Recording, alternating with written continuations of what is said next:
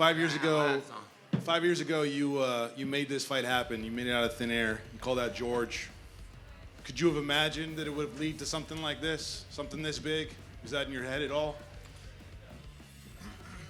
Yeah, I figured whatever I was gonna do next was gonna be big back then too, and nobody's doing much or knows how to do anything much. So I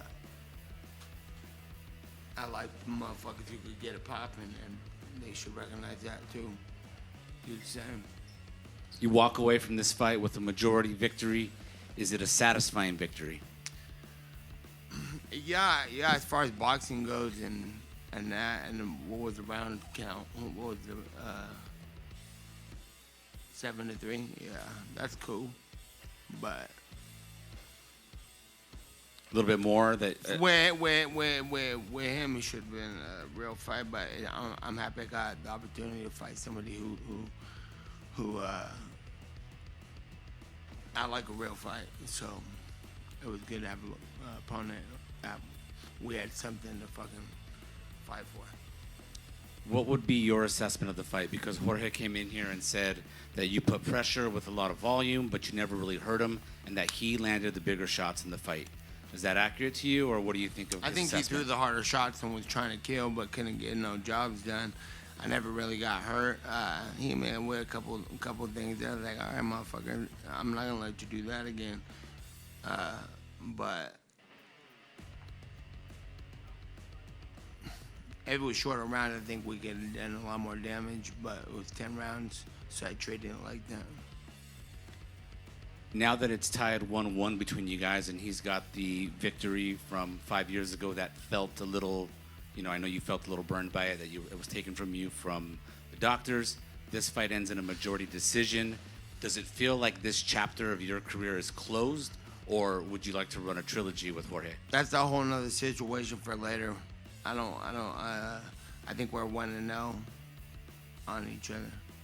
He got to win in MMA, and I got to fight. I got to win in boxing, so who knows what's going to happen next with him, but at some point, something. And in the ring, you got on the mic, and the very first thing you did was you called out Jake Paul. Can we act, it's a fight that's been talked about. That was just off the top of my head. I would like to whip his ass. I would like to get a win against Leon Edwards, who's the best fighter in the world right now at 170. And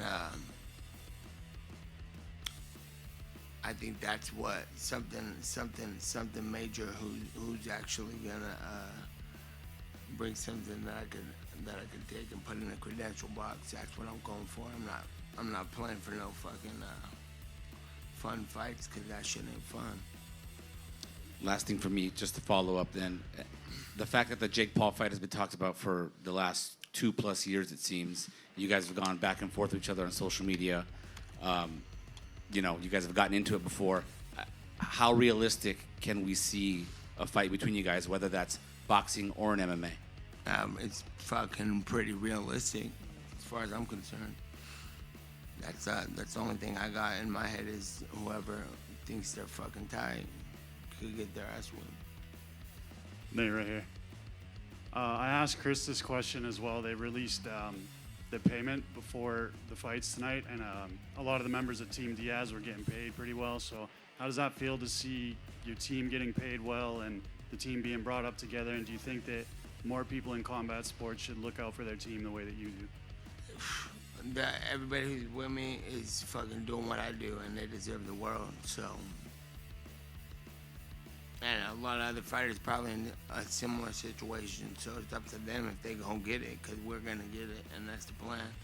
And I plan on all these guys that came with me to go a lot farther than they even fucking kicked off as. Like, they're gonna fucking blow up to the max if they keep their eyes on them, because these are the guys that'll take the war with me.